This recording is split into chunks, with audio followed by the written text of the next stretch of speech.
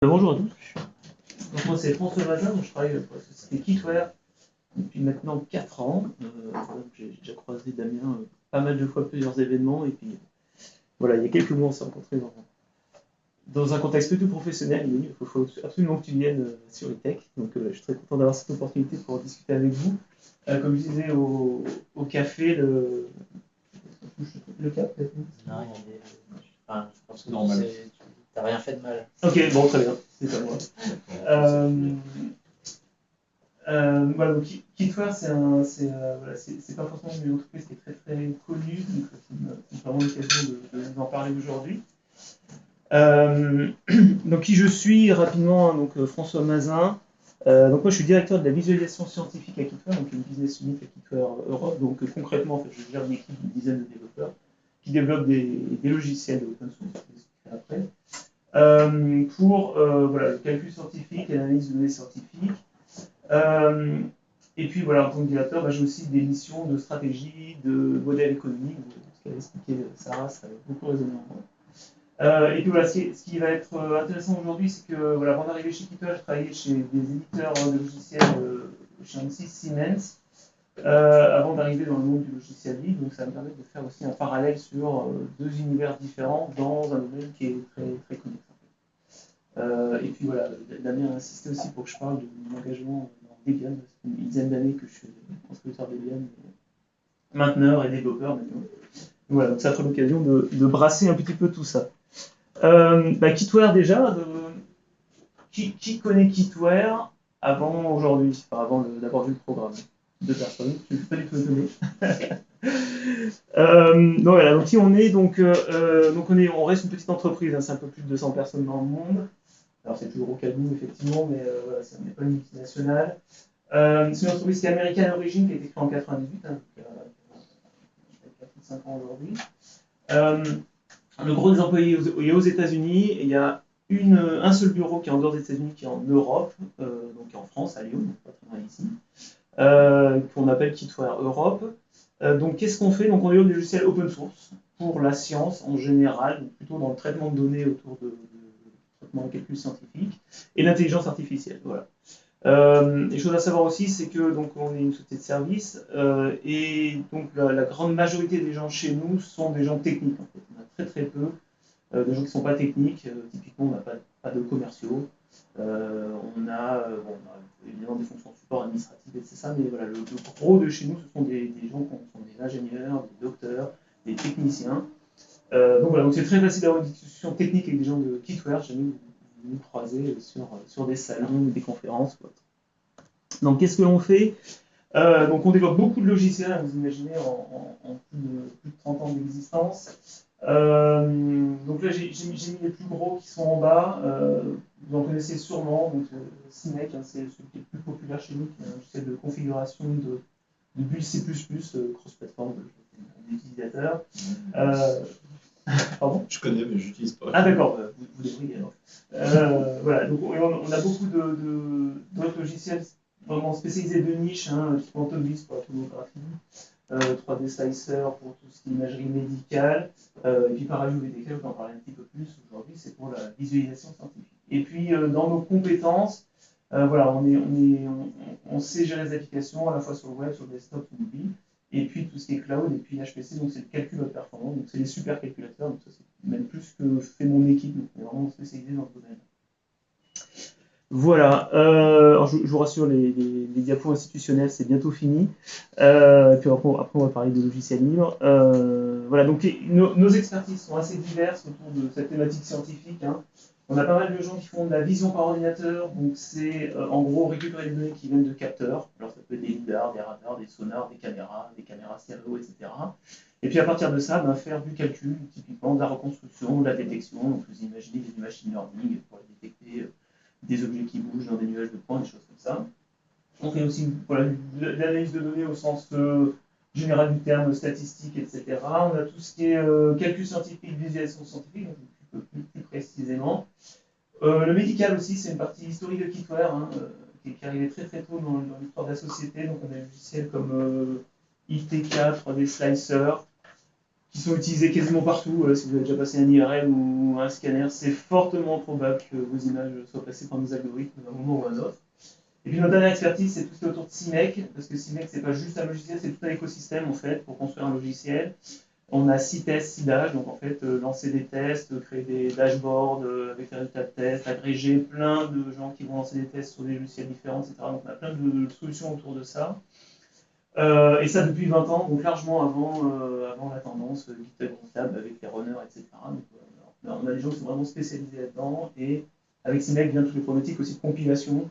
Donc on a beaucoup de partenariats avec des constructeurs de matériel pour que CIMEC soit capable de gérer telle ou telle variante de carte graphique, de choses comme ça. Voilà pour une description de haut niveau. Donc nous on fait de l'open source. Alors ça c'est ce que je montre aux clients pour les convaincre que l'open source c'est bien, même si je pense que je n'ai pas besoin de vous convaincre. Peut-être les points que je peux souligner, on utilise quasi exclusivement des licences dites permissives, type MIT, BSD, Apache, voilà. On évite au maximum les GPL et compagnie. Alors c'est pas du tout dogmatique, c'est simplement qu'on cherche à s'intégrer le plus facilement dans des solutions commerciales, sans imposer quoi que ce soit à nos clients. Voilà, pour vraiment être dans l'adoption la plus large du logiciel. Certains diront que pas de logiciel libre finalement. Voilà. Mais en tout cas, c'est le pragmatisme qui a été choisi, et ça depuis 93, 94, quand VPK a été fait. L'autre chose qui peut vous intéresser aussi, c'est que quand on développe des choses pour nos clients, le code n'est pas open source. Il appartient aux clients par défaut. Et ensuite, c'est à eux de décider s'ils veulent bien le remettre dans l'open source ou pas. Et remettre dans l'open source, c'est un coût. On leur fait payer en plus, simplement parce que nous, on garantit Kitware que si le code arrive dans une branche open source, en fait, pourquoi les clients vont mettre leur code dans l'open source? Parce que la maintenance va être aux frais de Kitware. C'est-à-dire que les montées en version de, je sais pas, les plugins qu'ils ont développés, s'il va dans l'open source, c'est Kitware qui va s'assurer qu'avec les versions, dans 5-10 ans, ça fonctionnera toujours. Donc il y a un coût associé à ça, c'est-à-dire que nous, on impose beaucoup de conditions de qualité de code au niveau de la couverture de test, la revue de code doit être faite par au moins 2 ingénieurs chez nous.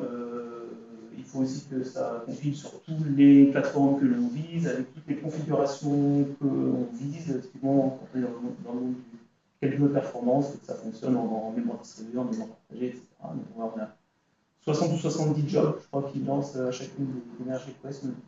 Donc, tout ce process-là a un coût, et donc on le fait payer à nos clients, et eux, ils retrouvent un bénéfice à ça, dans le sens où c'est un coût de maintenance qu'ils n'auront pas dans le futur. Donc, ça garantit une certaine fidélité avec les clients, comme vous verrez après.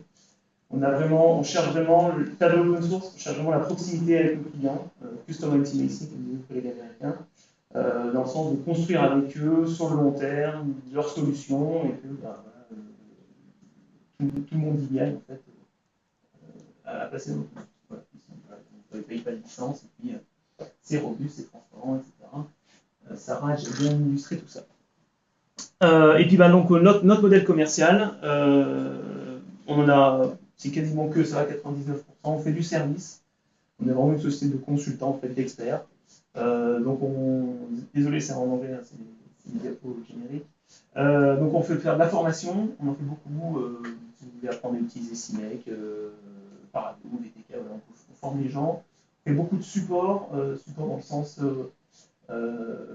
pour que les clients ils aient quelqu'un au bout du fil quand il y a un problème. Voilà. Donc on est là pour répondre à leurs questions. Ça peut aussi impliquer correction de bugs, voilà, petit développement. Sinon, on a vraiment des offres de développement dédiées, voilà, comme rajouter une fonctionnalité dans nos documents, par exemple, dans nos logiciels.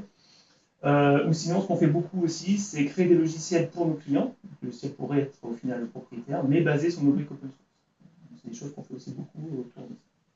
La dernière chose qu'on fait beaucoup, qui alimente pas mal notre modèle commercial, c'est les collaborations avec les chercheurs. Donc, vous avez vu, on est sur le calcul scientifique, donc il y a un fort aspect recherche. Hein. Donc, on est très impliqué dans en France, les ANR, les projets européens, etc. Alors, pourquoi? Parce qu'on est sur un marché qui est assez, qui demande beaucoup d'innovation, en fait. Ce qu'on fait, en fait, faire de la formation sur Paravue, il y a plein de gens qui le font. Pourtant, c'est obligé que le monde développe. Mais nous, notre valeur ajoutée va être l'expertise qu'on a sur le domaine, sur les nouvelles façons de faire ce que veulent faire nos clients, etc. Et les gens qui font l'état d'art aujourd'hui, c'est les chercheurs, et qui vont au-delà de l'état d'art. C'est pour ça qu'on a une forte appétence pour travailler en collaboration avec les académiques et les chercheurs.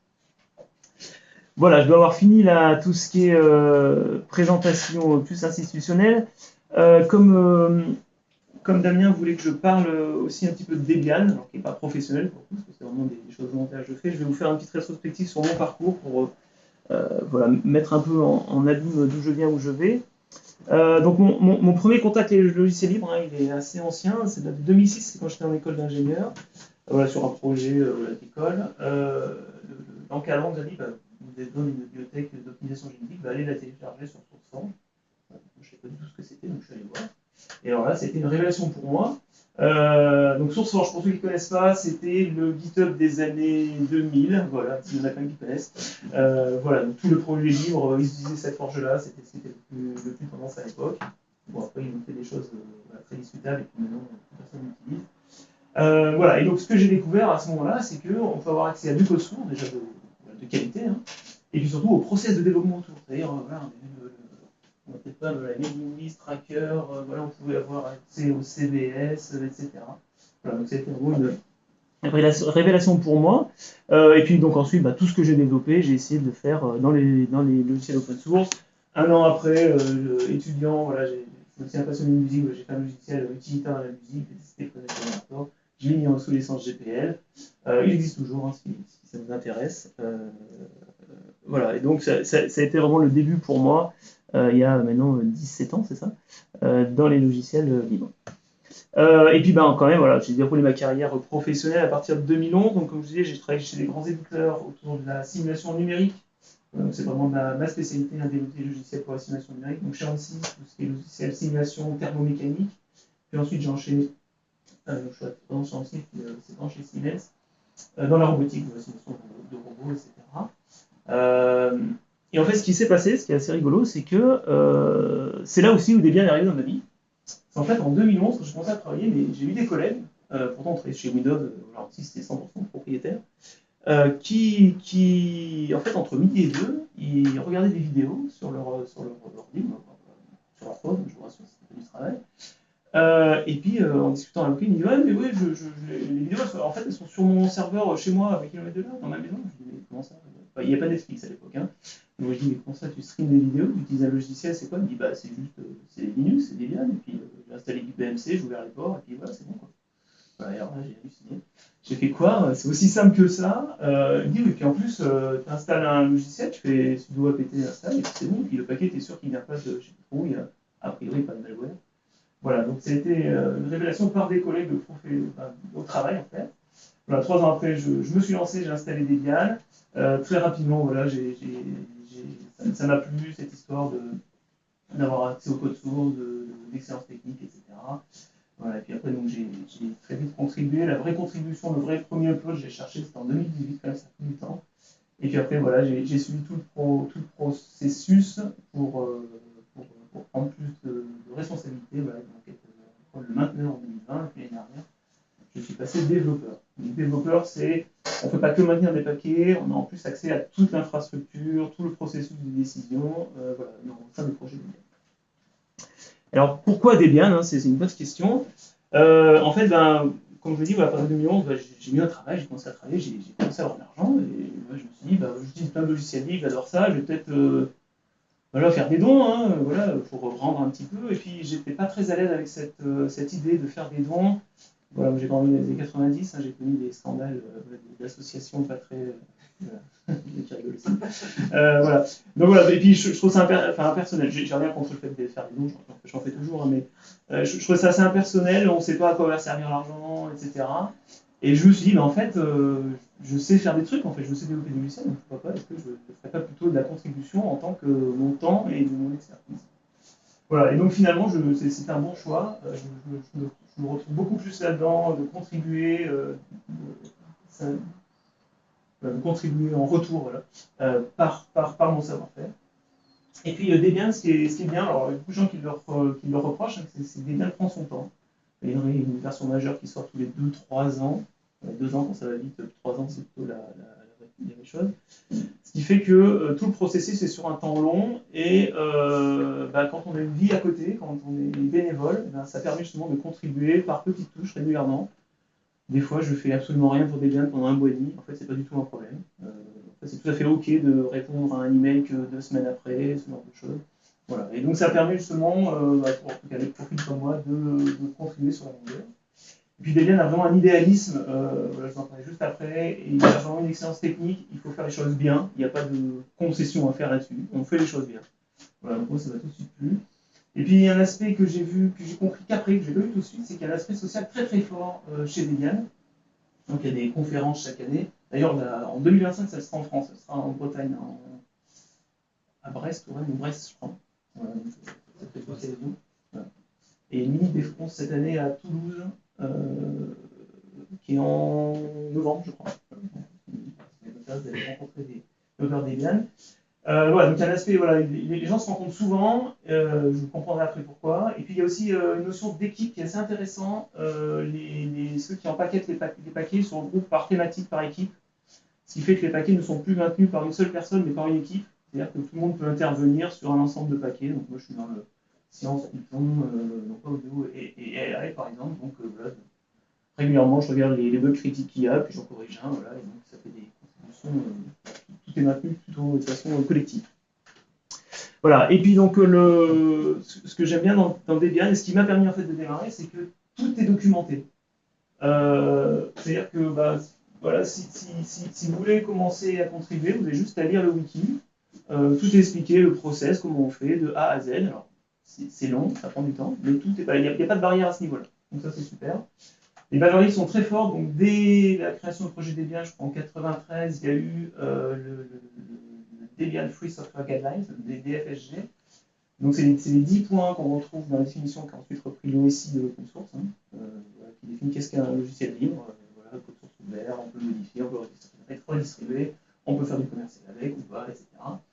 Et il y a aussi un contrat social très fort dans Debian que j'aime beaucoup, dans le sens, on fait une distribution Linux, mais on va aussi contribuer à l'écosystème autour. Typiquement, j'empaquette un paquet, je corrige un bug dedans, parce que je me suis rendu compte que telle ou telle chose ne marchait pas très bien. Je me dois, du contrat social, de reporter ce bug au upstream, donc en français au code source amont, voilà, à ceux qui doivent le logiciel. Et puis il y a aussi l'idée de on ne cache pas les problèmes. Donc, vous connaissez peut-être Debian pour son bug tracker sécurité, qui est une référence en fait. S'il y a une faille de sécurité, elle est documentée, elle est publique, on en parle. C'est ça qui permet justement d'alimenter, que ce soit corrigé rapidement, etc. Autre chose que j'aimerais bien préciser, c'est qu'il y a une envie aussi de toujours passer par des protocoles ouverts. Et le protocole qui est utilisé depuis 30 ans, ou 40 ans, c'est l'email. Alors ça fait un peu peur au début. C'est-à-dire que pour créer un bug, il faut envoyer un email. Pour répondre à un bug, il faut créer un email. Pour voter, il faut créer un email. Pour les mails c'est l'email maintenant. Voilà, tout passe par email. Alors pourquoi? En fait, parce que l'email, c'est simple et c'est interopérable. Alors, une belle illustration. Mais l'email, vous pouvez utiliser n'importe quel fournisseur aujourd'hui, des géants à la Gmail, des petits fournisseurs comme Algo, ou votre auto-hébergement. Vous pouvez utiliser plein de terminaux différents, que ce soit juste en ligne de commande, ou Thunderbird, ou une web app. Voilà. Et surtout, ça se scripte très bien. On peut envoyer des emails en ligne de commande et faire des traitements automatisés. Voilà, donc c'est un choix qui a été fait au début et qui est toujours là aujourd'hui. Donc voilà, c'est des avantages et des inconvénients, mais en tout cas, ça veut dire que ce choix-là est toujours pertinent et il sera encore là sûrement dans 20 ou 30 ans. Alors ça n'empêche pas d'avoir à côté, il y a une instance type GitLab auto-hébergée par Debian pour quand même faire des choses plus modernes avec Git, etc. Mais le cœur de l'infrastructure passe par Debian. Et puis au-dessus de l'email, pour tout ce qui est authentification, garantie, etc. Donc c'est tout fait avec du chiffrement d'authentification via GPG. Donc avec des clés. Et donc là, j'en reviens à l'aspect social, c'est en fait comment on garantit qu'une clé est à quelqu'un. Et bien dans Debian, il faut aller rencontrer des gens, en vrai, leur montrer votre passeport, votre carte d'identité, et la personne va signer numériquement votre clé. Donc ce qui fait qu'en fait, si on veut progresser dans le projet Debian, enfin en tout cas prendre plus de responsabilités, il faut aller rencontrer d'autres gens. Voilà. Donc au début aussi, c'est un peu impressionnant, au début je faisais ça dans mon compte. Donc effectivement, j'ai contacté des gens qui étaient dans ma ville, je suis allé les rencontrer, j'ai discuté, j'ai créé des contacts, et puis après je suis allé à des DevConf, rencontrer des gens, etc. Et donc finalement, je suis rentré dans un cercle social de développeurs, et maintenant je connais des gens, etc. De ce côté-là. Et puis toute l'organisation de Debian, alors je ne sais pas si c'est méritocratie ou duocratie, en tout cas, pour avoir un rôle ou un statut, il faut avoir déjà prouvé qu'on a fait les choses avant. Donc c'est vraiment, il faut faire pour avoir la responsabilité d'un projet Debian. Et la responsabilité reste toujours très claire et très circonscrit, comme je dis, circonscrit, pardon. Tout est documenté, donc typiquement le responsable du projet Debian, le Debian Project Leader, il n'a aucune responsabilité technique. Il est juste là pour représenter les instances. Et à côté de ça, il y a des comités techniques, etc. Voilà, donc c'est bien, il faut l'utiliser. Et il faut contribuer. Je pense que j'ai fini ma parenthèse dessus. Et puis voilà, puis en 2021, pour finir la parenthèse personnelle, voilà, j'ai rechangé de travail, je suis rentré chez Kitware.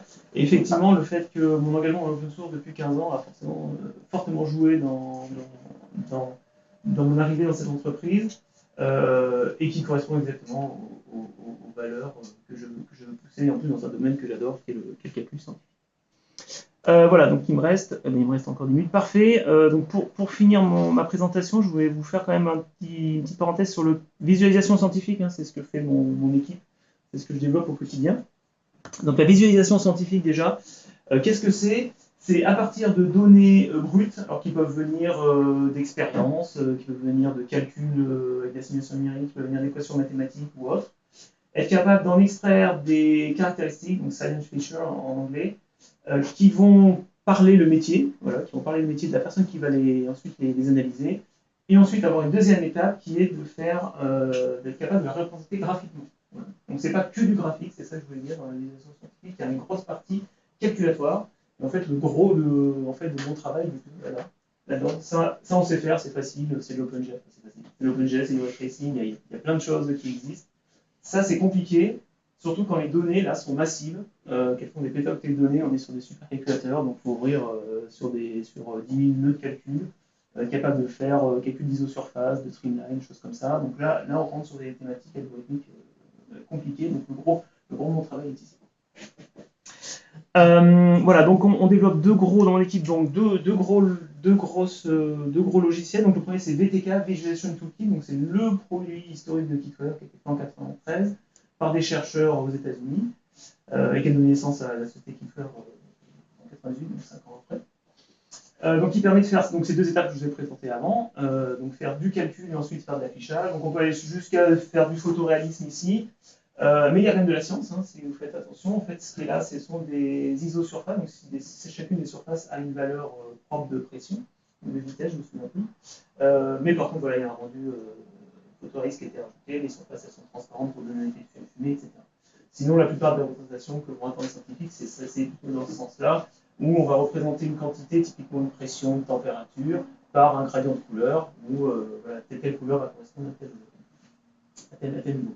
Et la petite histoire rigolote derrière VTK, c'est qu'à l'origine, VTK, ce n'est pas un logiciel, c'est un livre qui a été écrit par des chercheurs. Et pour accompagner le livre, donc c'est un livre pour faire de la visualisation scientifique en orienté objet, en 1993, donc c'est l'explosion du C++, on connaît ça. Pour accompagner le livre, ils ont mis un petit code d'exemple, qui est VTK. Et dès le début, ils l'ont mis sous licence BSD, donc une licence libre. Et très rapidement, en fait, donc c'est un milieu de la recherche, les chercheurs s'en sont vite emparés.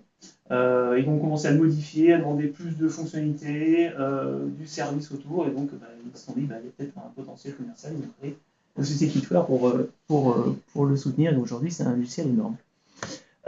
Donc le deuxième dont je vais parler aujourd'hui, c'est Paraview, qui est donc au-dessus de VTK. Donc, VTK c'est juste une bibliothèque logicielle, Paraview c'est une interface graphique, donc qui est codée en Qt, et qui rajoute la capacité, comme je vous disais, à faire du rendu sur des données massives, sur des supercalculateurs, donc une architecture client-serveur. Voilà, on a des records, nous, à plusieurs pétaoctets de données, voilà, des gens qui ont été dans le climat, par exemple.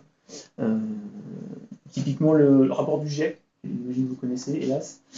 Toutes les visualisations 3D, j'ai pas de capteur d'écran. Toutes les visualisations 3D de prédiction du climat ont été rendues par l'Institut allemand du climat qui s'appelle DKRZ.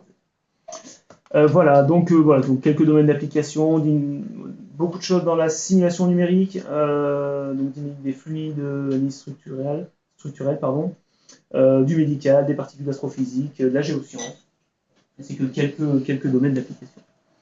Donc ParaView, c'est un logiciel libre, sous licence BSD. Maintenant, il fait vraiment partie de la pile logicielle installée par défaut sur les supercalculateurs.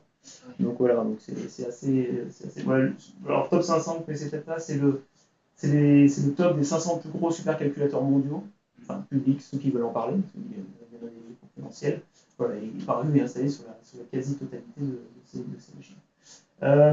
Voilà, donc au niveau du développement logiciel, ça va peut-être vous intéresser. Du coup, donc Kitware, il y a 30-40 développeurs Kitware sur ce logiciel, à peu près, l'ordre d'idée, à plein temps. Donc il y en a 10 en France et une trentaine aux États-Unis. Donc on garantit vraiment le cœur de l'application, voilà, la stabilité, comme je disais, la qualité du code du logiciel, du code, etc.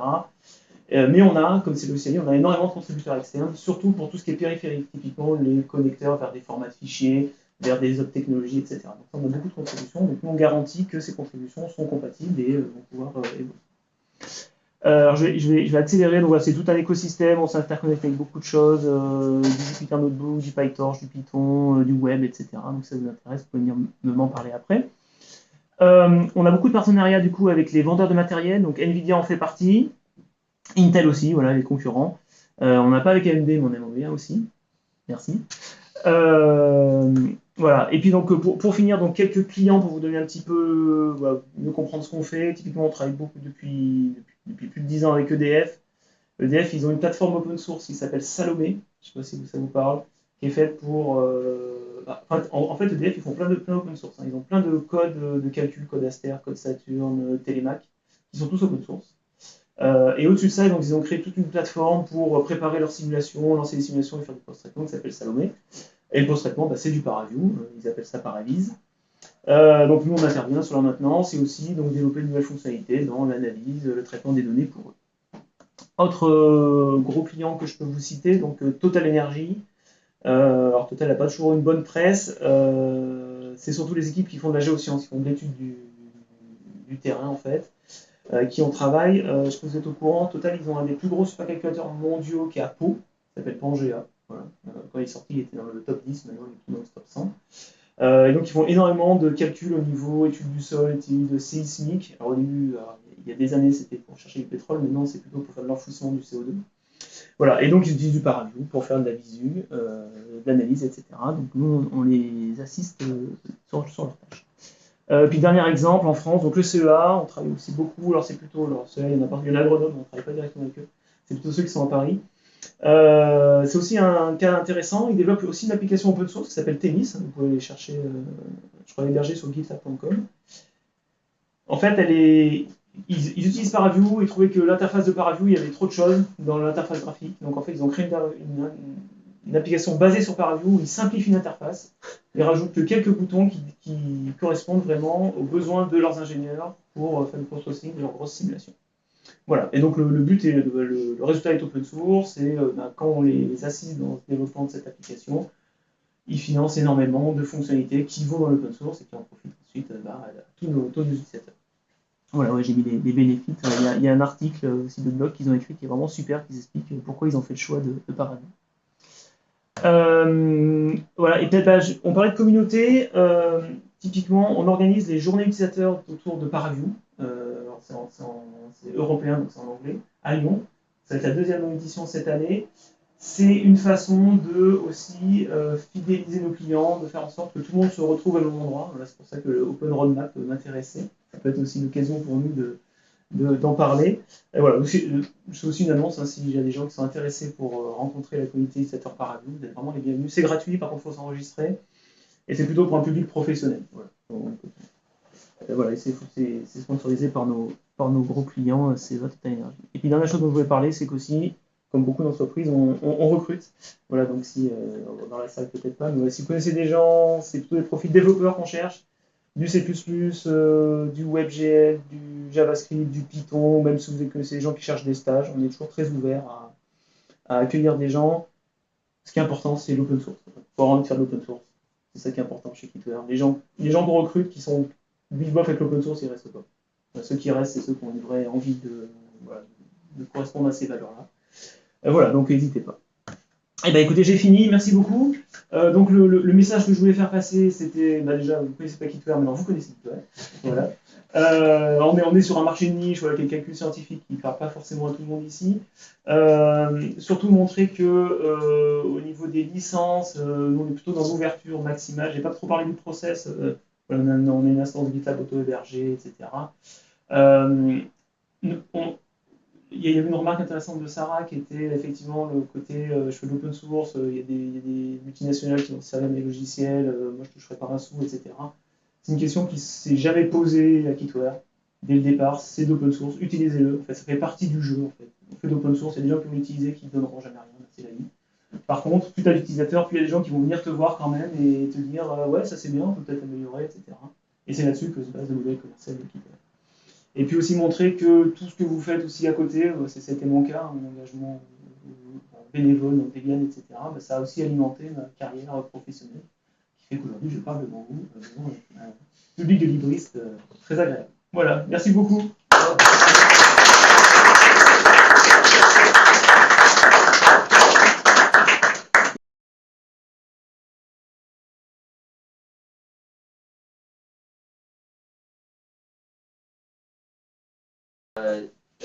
La partie Debian, tu disais on rencontre des personnes qui signent ta clé pour et ça fait cette toile de confiance. Et tu t'as dit on leur montre notre passeport. Les gens ils vérifient ton nom. Oui, c'est ça, ils vérifient le nom, ils vérifient la photo. Ouais. C'est très discutable, hein. On peut faire un faux passeport. Toi, tu rencontres quelqu'un qui n'est pas du tout de ton pays, qui ne sait pas quoi ressemble son passeport. Non, ouais, je suis d'accord. Mais côté confiance. Mais ce qui est intéressant, c'est que du coup, on contribue sous son prénom et son nom, et c'est pas sous un pseudonyme. Non, qui pas de l'anonymat en général, le pseudonyme, mais c'est intéressant, je ne le savais pas. C'est une question qui arrive régulièrement, effectivement. Est-ce qu'on doit, certaines personnes, typiquement dans des pays dissidents, où ils ne peuvent pas dire publiquement qu'ils contribuent à tel ou tel logiciel, effectivement, le fait qu'on attend que la personne donne un nom et qu'elle soit capable de le prouver, avec un papier que c'est bien ce nom-là, ça peut être limitant dans certains cas. Oui, mais au contraire, je trouve que c'est intéressant de savoir qu'il y a ce... J'utilise Debian depuis très longtemps et beaucoup de choses qui sont basées dessus. Et je ne savais pas qu'il y avait ce réseau de confiance qui est un peu distribué et pas full mesh, mais qui est quand même très maillé. Et donc, il n'est pas infaillible, hein. Voilà, on peut toujours. Voilà. Mais au moins, il est là. Enfin, il est quand même très solide. Je pense à ce.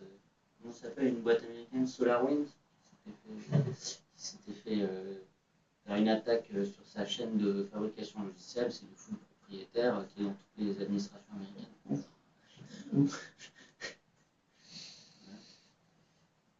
XZ, s'il y avait la vraie vérification d'identité, probablement ça n'arriverait pas non plus. Vous avez entendu oui, XZ, ouais. A priori, il y avait un groupe qui contribuait à un projet pendant 3 ans.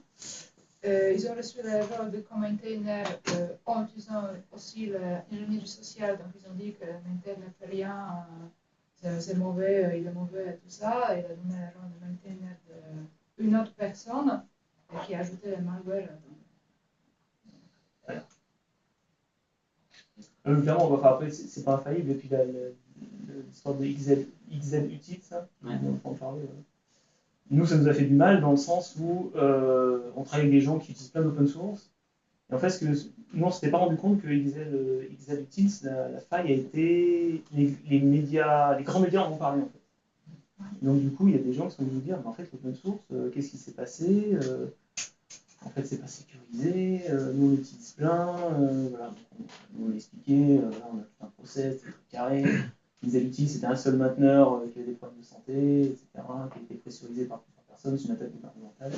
Bon, présupposé gouvernementale, on n'est pas du tout dans la même chose. Mais effectivement, ça a des impacts aussi, nous, sur nos activités.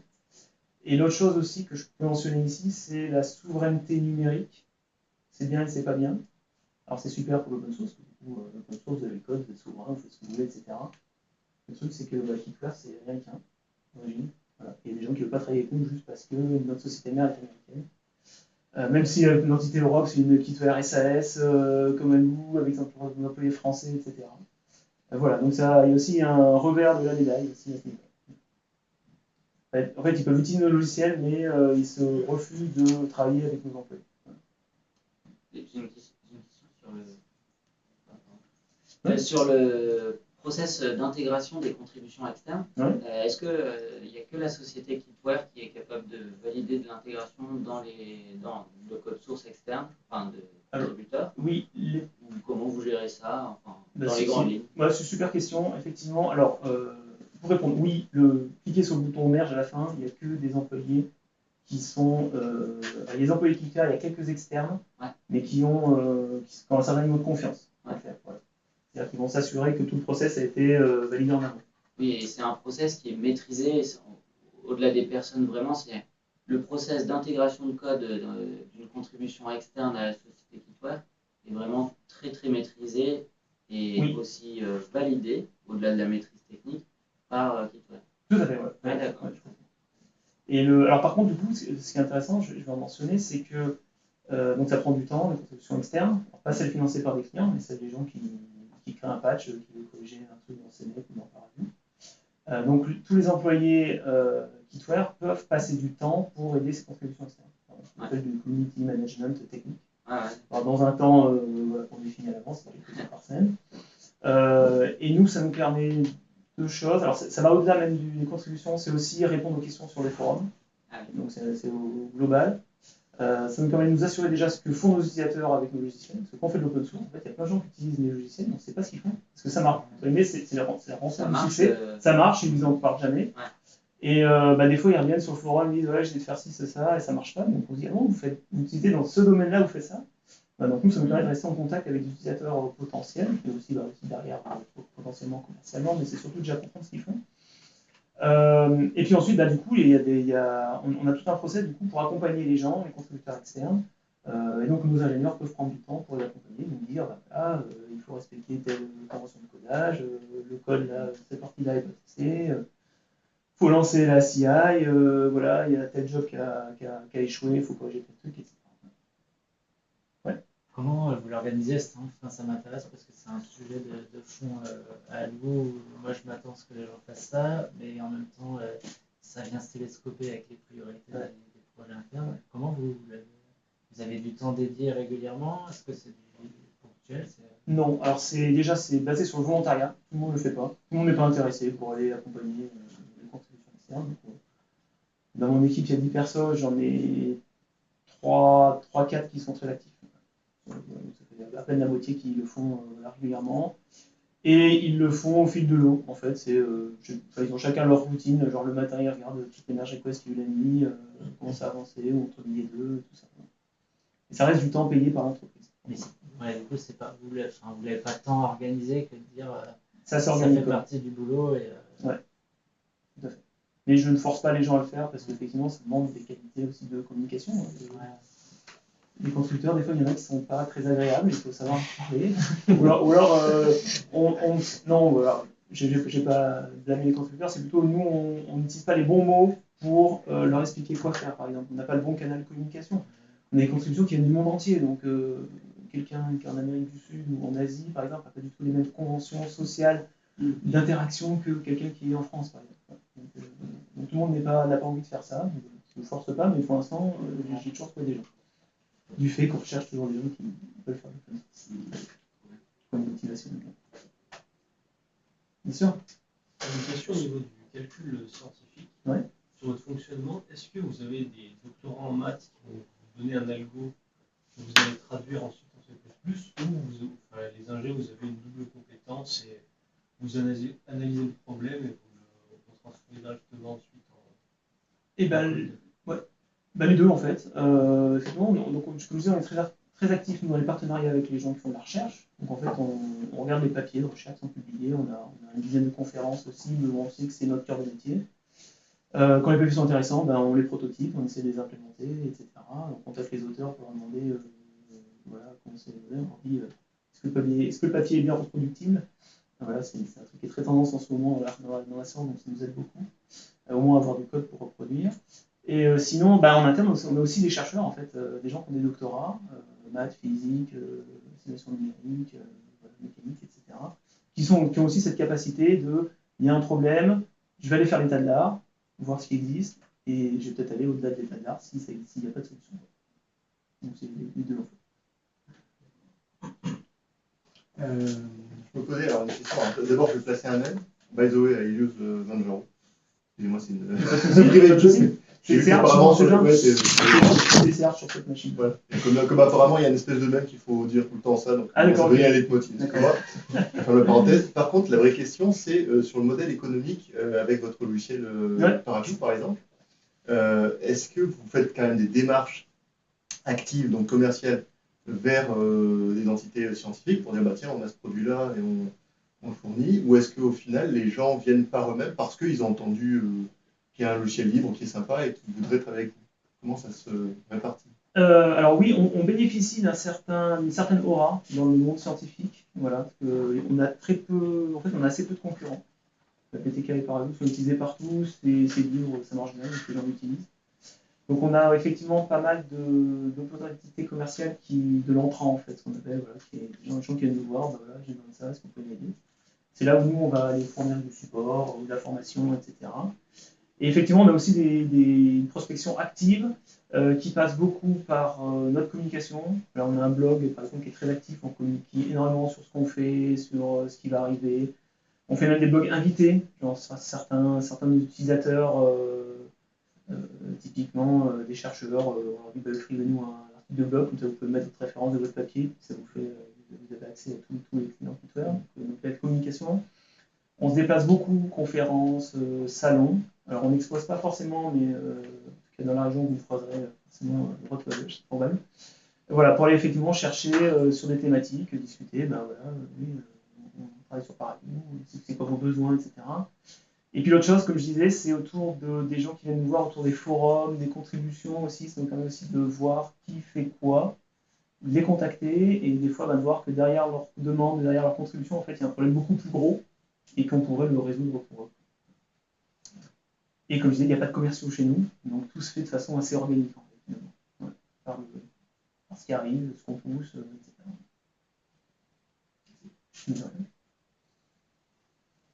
Merci.